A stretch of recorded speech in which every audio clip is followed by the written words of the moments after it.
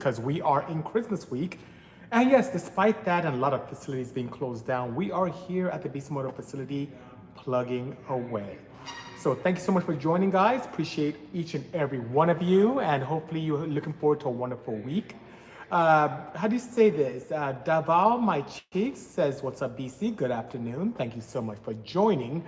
Let's see here. I have everyone here on TikTok Live, Instagram Live, YouTube Live, and through the podcasting networks, courtesy of Spotify and Riverside. Harold, hi, goodbye, says BC, I love you, man. Thank you so much. Back at you as well. Appreciate the kind gesture.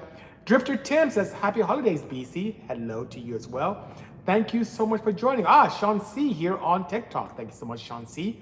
Appreciate you indeed. Merry Christmas to you as well, World Savior G. Thank you so much. And I promised to share some great insights about all these crazy videos I've been putting up recently. It really has to do a lot with shooting flames out the back of the car. Some people think it's just a flex, but there is a scientific reason. There is a motorsport reason for shooting flames out the back of twin turbo setups.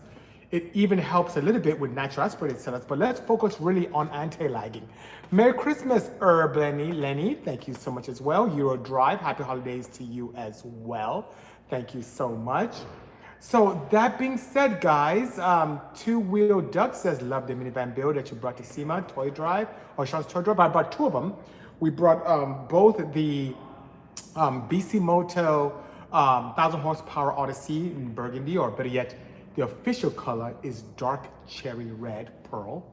And also the very lovely white Bisimoto JDI Type R swapped Odyssey as well. So we have one that's 4 digits, we have one that's about half that power. They're both amazing, both different. We brought them both to the purest Toy Drive, so thank you so much. NAB Visual Design, hello Nicholas, for those of you who do not know NAB. You see these two cars back here behind me?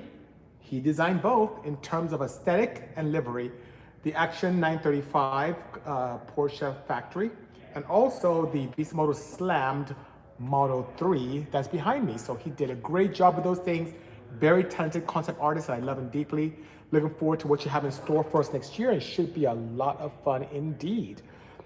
Ali Sims 3K has a question. I'll answer that before I get into my beautiful insight around anti-lagging.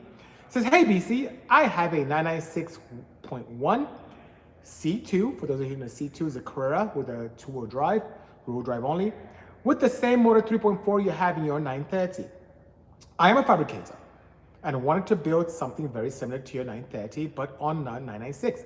Can I send my motor to you to get built? Yes, you can, Ali Sims 3K. What I did with that particular engine is quite interesting. And I do have some components here as well that we do stock and sell to a lot of enthusiasts like yourself. And some things still have to be custom made. What are some of the items we have in stock? We have an intermediate shaft update. That one is an oiled assembly that allows you to get rid of the challenges that exist with the M96 engine, which include a very notoriously bad intermediate shaft design. This allows you to be able to have great longevity and opportunities, and it's fantastic indeed. Secondly, there's something called de-chunking that happens on the top of those cylinder sleeves. The de-chunking, for those of you who may not know, is literally where the top of the sleeve of the engine itself, for each of the 6 pistons, can have a fracture and just chunk off, just break off and look like a D shape that breaks off. What we do with the Honda engines, the Porsche engines as well, is we get rid of all of that aluminum and impregnated steel. We machine it all out and we put in ductile iron sleeves. And we have it slightly proud of the deck about 3 thou. What that does is twofold. What it gives you a very robust, strong sleeve cylinder opportunity, so you don't have any problems with boosting or power or cracking or chunking or doing any of that stuff. And secondly, having a part of a deck allows you to put more pressure around the cylinder, especially when it meets with the head, so it doesn't allow you the opportunity to have a blown head gasket very easily. It actually puts a lot more pressure around the sleeve to give you a very nice tight seal without having to O-ring or do anything crazy with a receiver groove. So it's pretty clever, some of the things we do here. Also, other items we have in stock, we have clutches in stock, we have connecting rods, because the factory connecting rods have a very weak point with the rod bolts themselves. So being able to have a bespoke Bisimoto rod set does a great job in making sure that you have longevity and also great efficiency. Valve train as well is something that's very important. These 996 engines tend to be very high mileage. Even with boosting, the one challenge that a lot of people don't pay attention to are the valve springs themselves. You keep the factory valve springs with heat and time, they tend to anneal or soften. And what happens is they go into a boost application where your spring not only has the very challenging task, valve springs that is, of keeping the valve train intact with the weight of the oil-filled buckets for the valve train, the heat that's realized in internal combustion engines, the pressure that exists from having to control relatively heavy valves, combined with the RPM capability. Now you add boost on top of that and the valve spring is really doing a crazy job trying to keep things in check and following the pathway of the valve, of the camshaft itself. So what do we have to do? We upgrade with stiffer springs. Sometimes we use a beehive style to put aside any detrimental harmonics, or we'd use a dual valve spring assembly as well, which can allow us to not only have great seat pressure, but also amazing open pressure so we don't float. And if the harmonics come and play with the outer spring, the inner spring cancels out and vice versa. So it's really good indeed. It's really lots of fun stuff. So yes, we can definitely take care of you. We can't do anything to the end of the year because we're almost closing down, but beginning of the year, we can definitely have a great time with you. So thank you so much. Penthouse 69 on YouTube is saying, dude, that 911 is insane. Thank you so much. It is a Porsche 935 air-cooled with 3.0 turbo that we're putting together for our friends at Action Clutch. You may have seen that at SEMA, not a year, but a year before. Beautiful car, and as I mentioned before, Nicholas did a great job in putting that together. So let's see. Very interesting joke question that Ignotus Blue has. How can I support my frame to pick up more BBWs? Use stiffer springs. Very simple, right? I have answers for you. You have questions? I have answers. Okay, anti-lag. So All Sims 3K asked about the 996 M96 engine twin turbo we have, and you saw the video I showed, shows anti-lag. What is the purpose of shooting flames out of there? How does it work and what are the benefits? And how dare I talk about benefits without talking about detriments? What are some of the shortcomings of such an environment?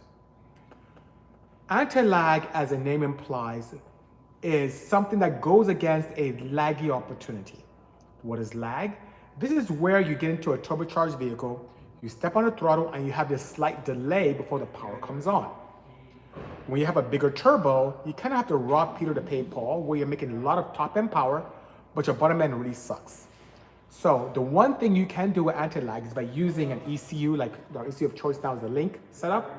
So this is a very nice Extreme X. It is a very, very powerful ECU that you can use. And by the way, Ali, I would encourage you to use this in your Porsche build. It is an amazing motorsport ECU. That's what we use in a lot of our Porsches here in the shop and Hondas as well. And what it does a very clever job of being able to retard timing and add a little bit of fuel when you're at rest, in essence, creating combustion inside your turbine. So it delays the spark and ignition process from the combustion chamber into your exhaust system. And what that does is simulates combustion in your turbine. Hence, it takes a really big turbo, let's say a huge 72mm turbo. You ignite in the turbine, the exhaust housing side of the turbo. It makes it spool quickly and pushes air into your engine, creating an opportunity where lag is now placed at bay. And what that does, it gives you a position where you can eat your cake and have it too. Sorry about the noise in the background, my guys are talking back there, sorry about that. Eat your cake and have it too, where you can have an explosive launch from rest, and then as you go up in the RPM band, you have top end power. So you have best of both worlds, without having to have some kind of variable vane turbo or supercharged incorporated turbo or using nitrous or anything of that nature.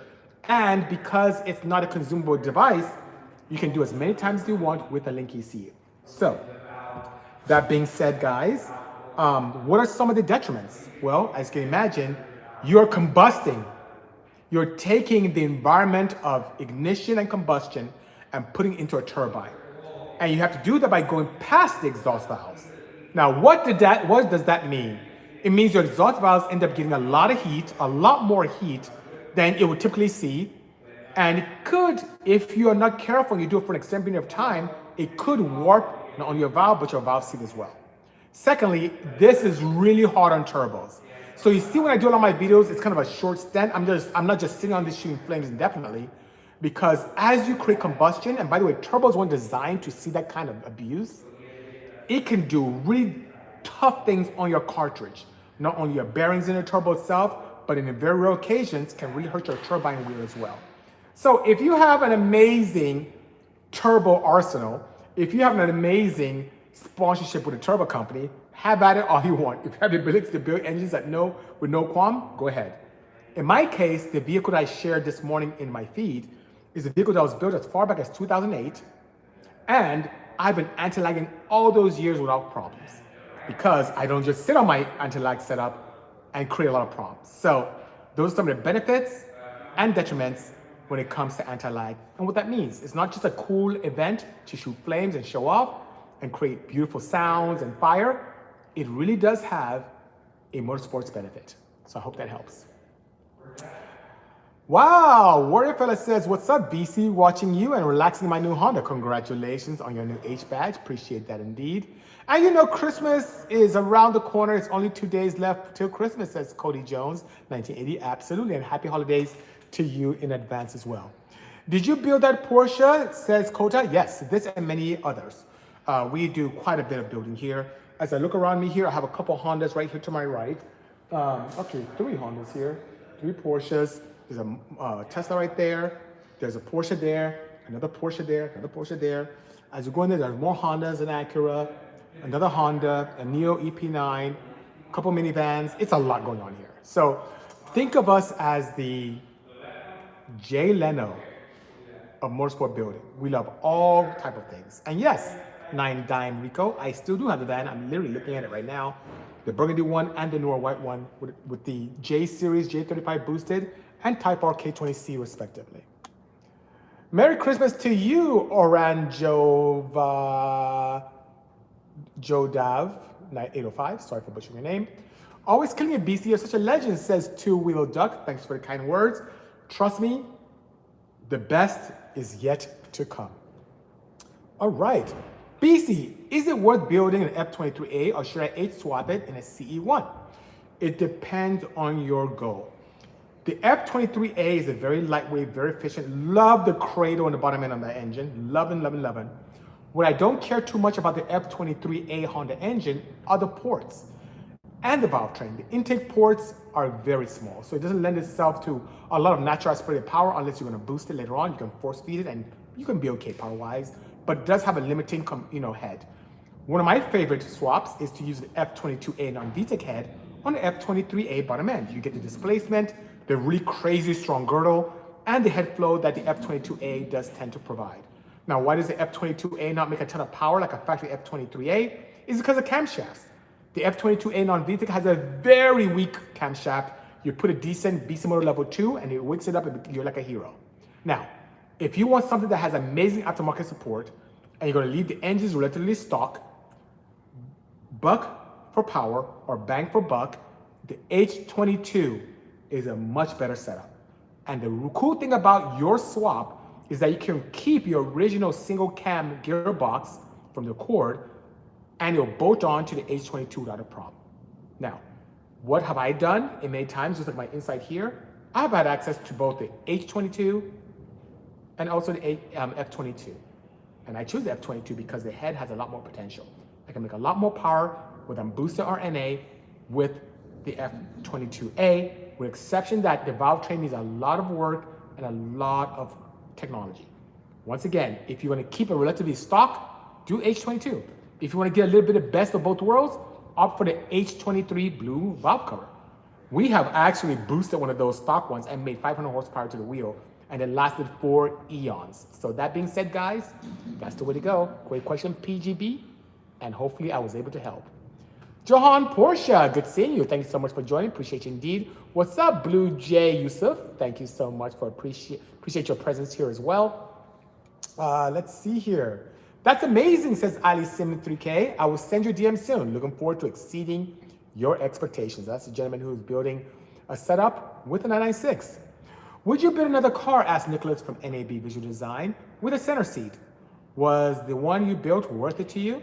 Great question. And yes, actually I have two here. Sold one to Mattel. I built three of these. Wow, like 2011, 2012, they're about there. And those three, believe it or not, I kind of made like the Porsche colors. I have the black one here, which we like to find. I have the red one, which is my track car, which I'm gonna be playing around. It's right above, I don't think you can see it, but there's a red car right in front of the silver one, next to the Tesla right there. Sorry for you friends and family on TikTok, you can't quite see that. But that one is a twin turbo petrol running 85, lots of fun. It was so worth it. And I'll tell you guys a quick story about the center seat Porsches. As far back as 2010, I was at the California Speedway in Fontana. I was sitting down, we had a display. They used to have a California Festival of Speed that would happen every year. Bisimoto was one of the key sponsors of that event. So we had a good, huge midway and exposure and all that fun stuff and a booth. And we're able to talk about all our Porsche builds and be able to showcase some of the wares, exhaust systems, you know, ECUs like this, all that fun stuff. And we had the opportunity to be able to sit down with a very good friend of mine by the name of Matt Crook. He was one of the founders of 1552 Wheel Company. And we were just talking about how exciting it was for me to have my first mid-engine Porsche, which was you can kind of see the tail right there. It's the with the little ducktail. It is a Cayman S that I turbocharged, and that thing was a lot of fun. And we're just kind of riffing and, you know, like, hey, what could we do to really make this even more exciting? The mid-engine felt so good because it was a mid-engine vehicle, handled better than 911, just didn't have the power. But now I gave it 450 horsepower. You had the power of a 911, even better. And then the handling of a mid-engine Porsche, it was just perfection. Long story short, we thought of a concept. He's like, BC, you know, there has to be a way to make it even more balanced. I'm like, maybe we should put a seat in the center. He's like, you should probably do it. Anyone can do it, you could. I said, okay. So I spoke to my good friend Sam, came up with a concept and was able to bring that to life, the red one to life. The first time I took it for testing was at Streets of Willow in Rosamond, California. You guys might have heard of Willow Springs. It's right there, the smaller Streets of Willow track, very tight and more technical than Big Willow. And there is a turn, if my memory serves me correctly, it's turn 3, that's very aggressive. So it's my first time driving this on a track. Of course, with a new car, I didn't know what to expect. I had to drive very slowly and navigate properly around the track. And then by my third or fourth lap, I'm like, I'm having a lot of fun with this thing. It feels so good. It sounds great. There's this crazy center seat application, just absolutely fantastic, amazing. So that being said, what did I end up doing? I had too much fun. And on my fourth lap, I forgot about turn 3. I was going at full speed. Mind you, this is a turn you should slow all the way down and navigate. And I'm coming at this thing at like ridiculous speed. I'm like, I'm gonna crash. I'm going off track. If I don't destroy the car, I'm gonna go into gravel. I'm done. So as a normal racer would, I kind of start loosening my body because I'm already there. I don't want to slam the brakes and lock things up and spin out. So I'm like, I'm at speed. I'm letting myself go. I don't want to absorb all this energy when I get off the track. I'm just gonna let this thing just take me where it will and just take it easy. Guys, I let off and I navigated that turn, expecting this thing to go off the track, and it took the turn at ridiculous speed. It was so balanced. I was screaming my helmet of joy, terror and joy at the same time, that we inadvertently built something that was amazing.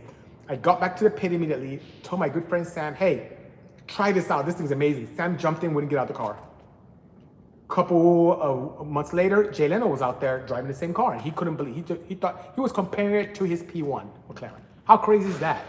So yeah, it was definitely worth it. We took a vehicle that was relatively unloved by some individuals in the Porsche community, being a Porsche Boxster, created a carbon fiber roof reminiscent of the Cayman, installed on it, made it very lightweight, put in a twin turbo setup, full engine management, E85. It has a push to pass. I need to post some more videos on this.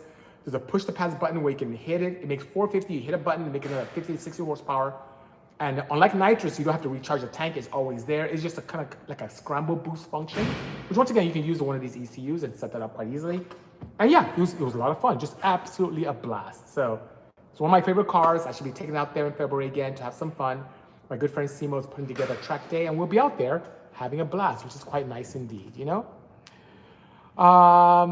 Dirty Lion God 2285 on YouTube says, big question, BC. What engine would swap into an i8?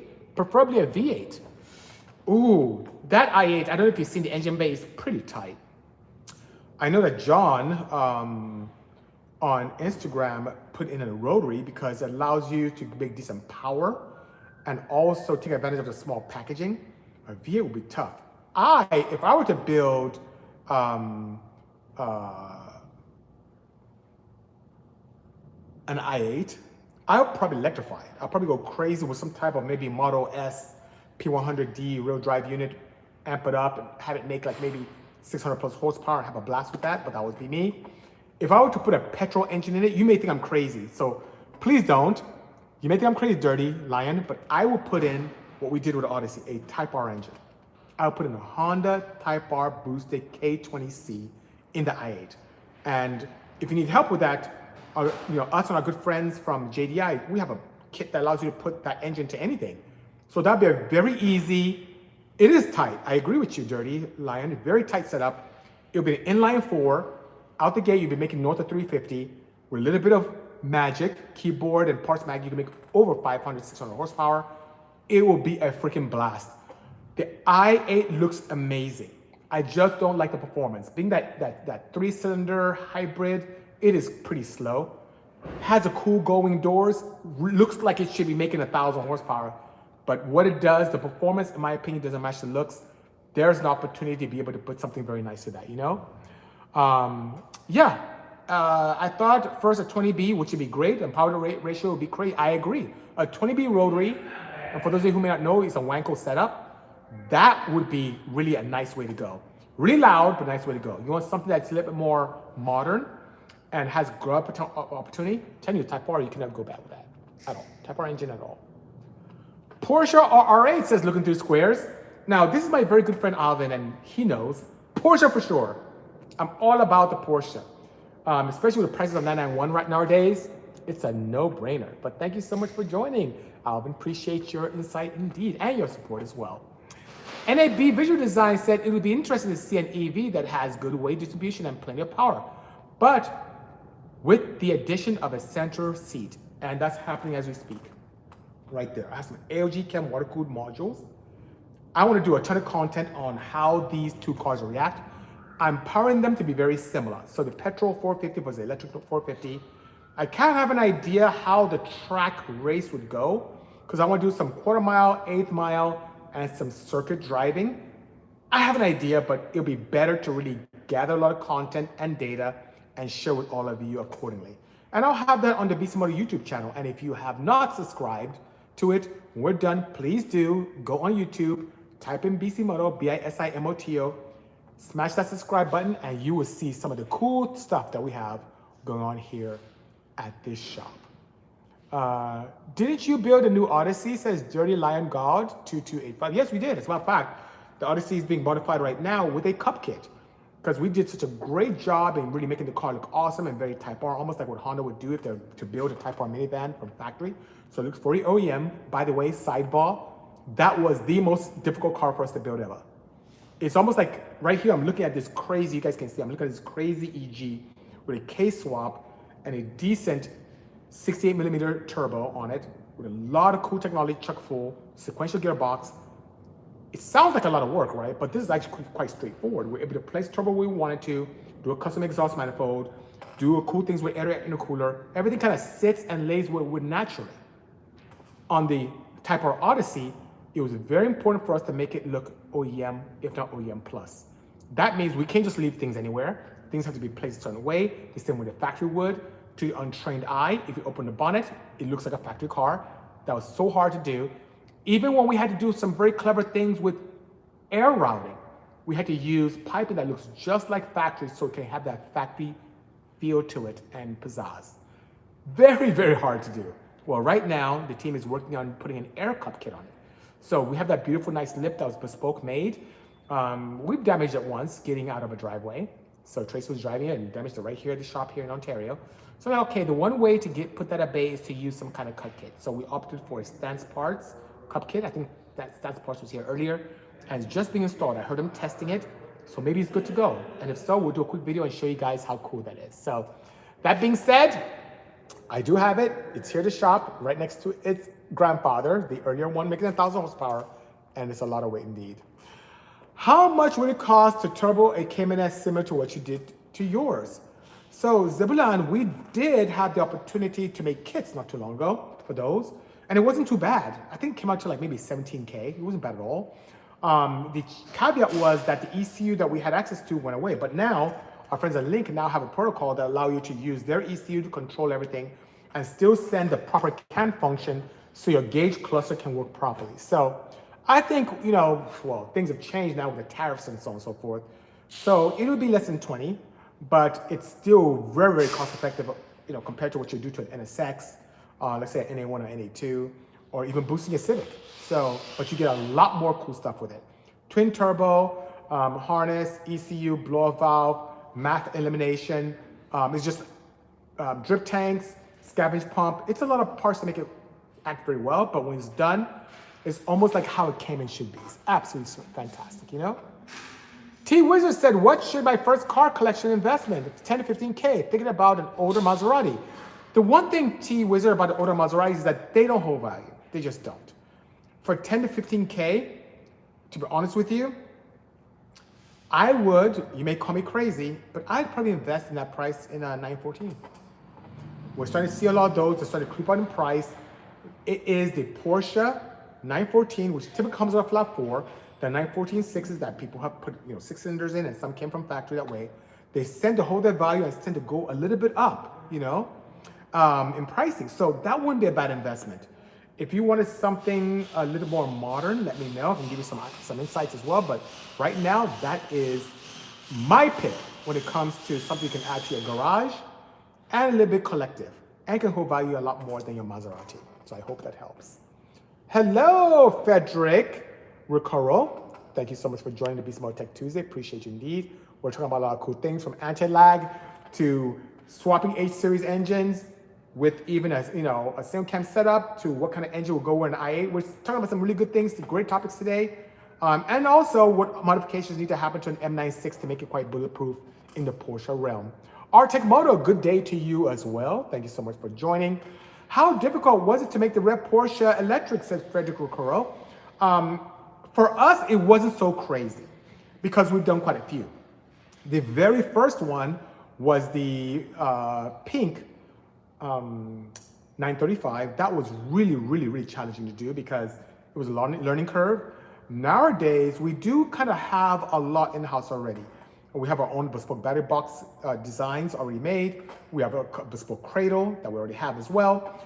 We have bespoke harnesses. We have the AM BCUs in stock, onboard chargers in stock, CHAdeMO plugin in stock, J1772 plugs in stock as well. We even have already shifters already made that we stock in-house that allow you to initiate gear without having knobs or screens, because we like to keep our cars very organic.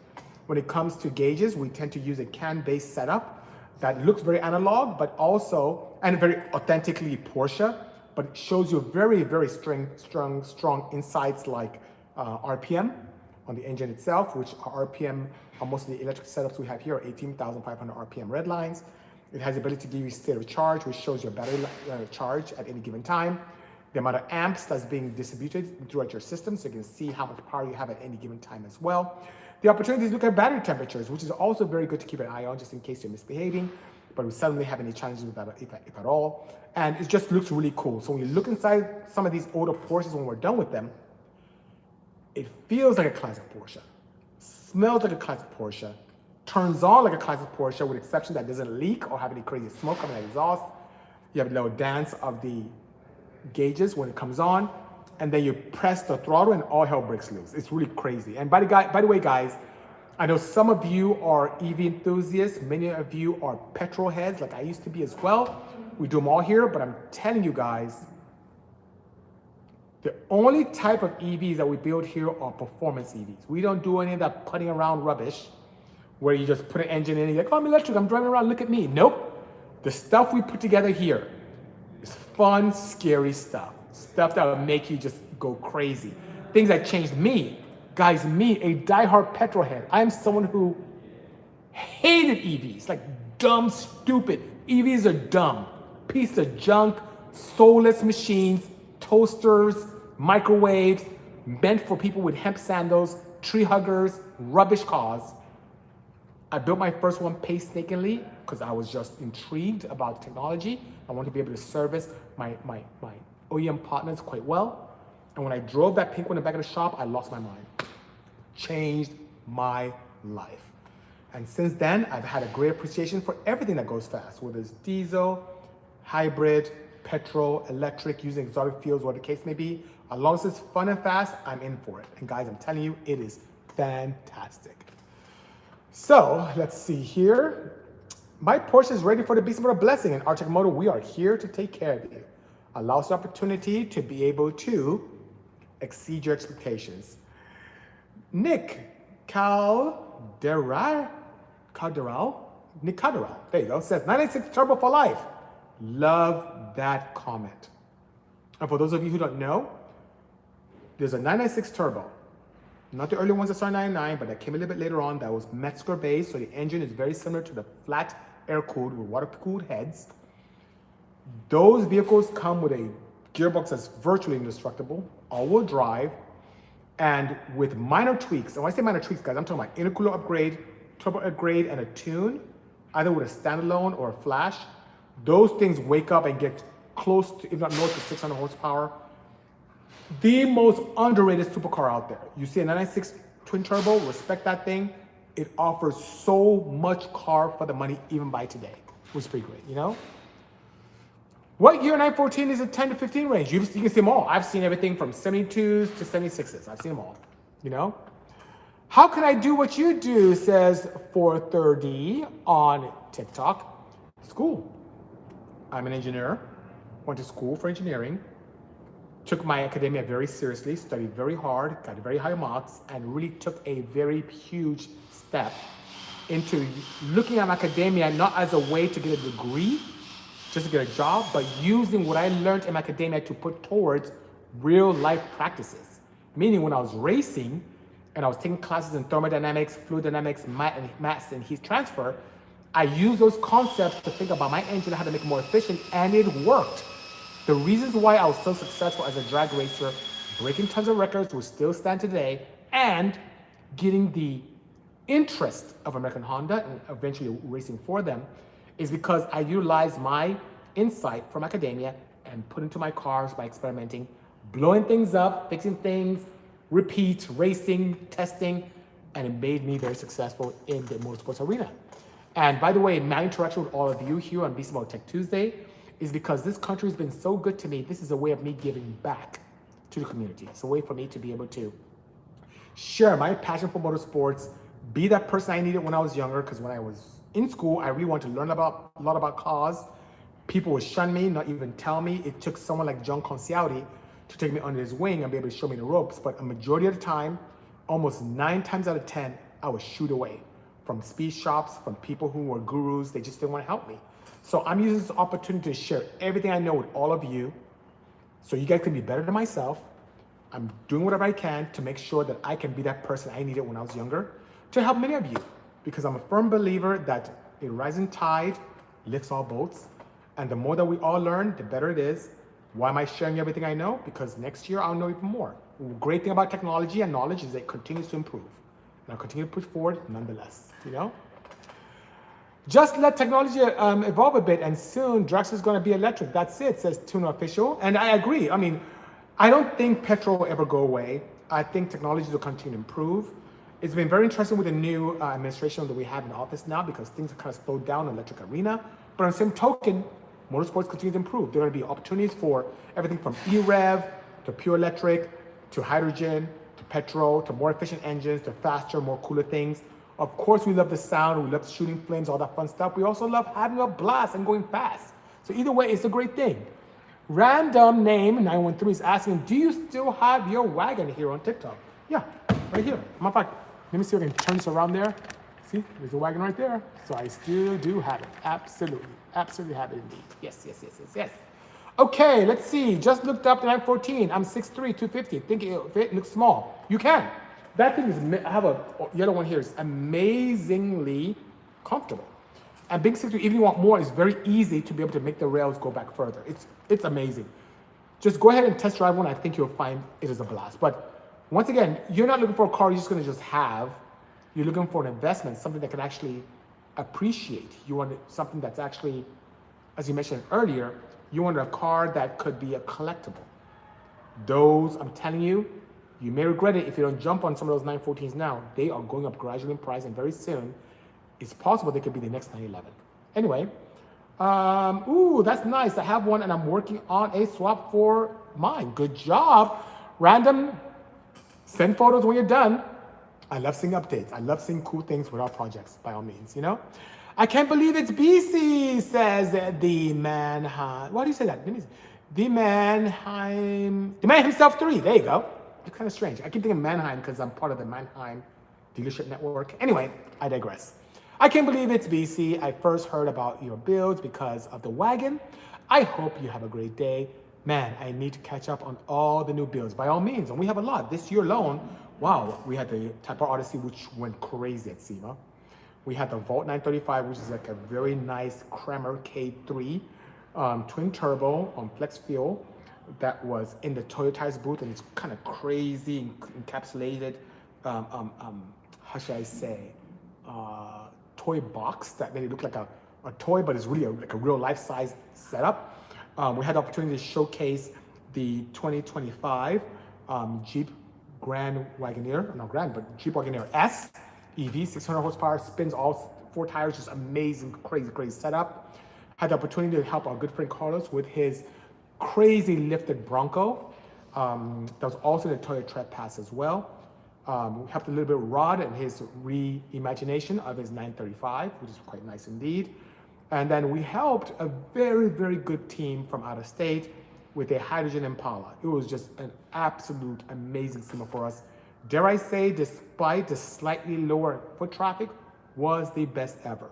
We never, ever, ever, ever, ever anticipated how crazy the Type R Odyssey would have been.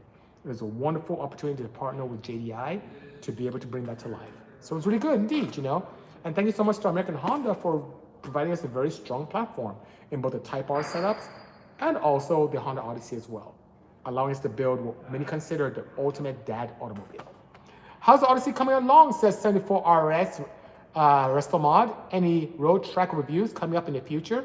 Great question. We have a slew of media stuff lined up. And you may miss this 74 Civic RS Restomod, which, by the way, if you guys haven't seen this chap's build, how can I even describe this? Think of it as a classic Civic Singer style, Porsche Singer style. Look him up, love his car, love his work. I digress. What we're doing right now, as I may have mentioned earlier and you may have missed, is we are putting a lift kit on it. That thing is beautiful and we keep destroying the lip. So we put a lift kit that Nick just installed right now. We're gonna test it, I'll do some videos on it. So yeah, come the new year, we're gonna have a ton of stuff lined up for it. Everywhere from road and track to some of the media outlets to Jay Leno, you name it, it's just gonna be bananas indeed.